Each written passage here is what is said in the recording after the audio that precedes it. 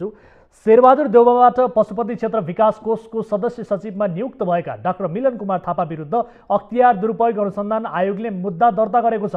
लास पोल्दा पनि भ्रष्टाचार गरेको अभियोगमा थापासहित 14 जना विरुद्ध आज अख्तियारले विशेष अदालतमा मुद्दा दर्ता गरेको हो। विद्युतीय शवदाह गृह निर्माणका क्रममा मिलेमतो गरेको अभियोगमा अख्तियारले सदस्य सचिव थापासहित 14 जनालाई प्रतिवादी बनाउँदा पूर्व संस्कृति मन्त्री तथा माओवादी नेता सुदन किराती भने जोगिएका छन्।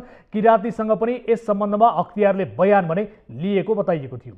शव जलाउने उपकरण खरिद, जडान आदिमा मिलेमतो गरी भ्रष्टाचार गरेको भन्दै 10,33,91,030 रुपैयाँ बिगो कायम गरेर अख्तियारले तत्कालीन निमित्त सदस्य सचिव राजकुमार खत्री, तत्कालीन कार्यकारी निर्देशक घनश्याम खतिवडा, तत्कालीन निमित्त उपनिर्देशक तथा हालका उपनिर्देशक रेवती रमण अधिकारी, तत्कालीन निमित्त उपनिर्देशक सीताराम भृषेल, कोषका इन्जिनियर पशुपति ठाकुर, डेनिस उप्रेती, रमेश पुरी, लेखा अधिकृत चन्द्रप्रसाद खनाल, इन्जिनियरिङ अध्ययन संस्थान पुल्चोकका इलेक्ट्रिकल प्रमुख युवराज अधिकारी, कानुनी सल्लाहकार लैन बहादुर थापा विरुद्ध मुद्दा दर्ता गरेको छ।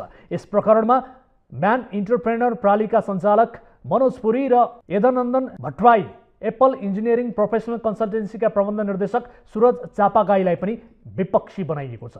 दर्शकहरू, यस विषयमा हामीले जानकारी गरायौँ। लास पोल्दा पनि भ्रष्टाचार भएको सन्दर्भ हामीले ताली र गालीको भोटिङ पोलमा पनि राखेका छौँ। यो विषयमा तपाईँले आफ्नो मत पनि सार्वजनिक गर्नुहोला। अब आजको अर्को विषय,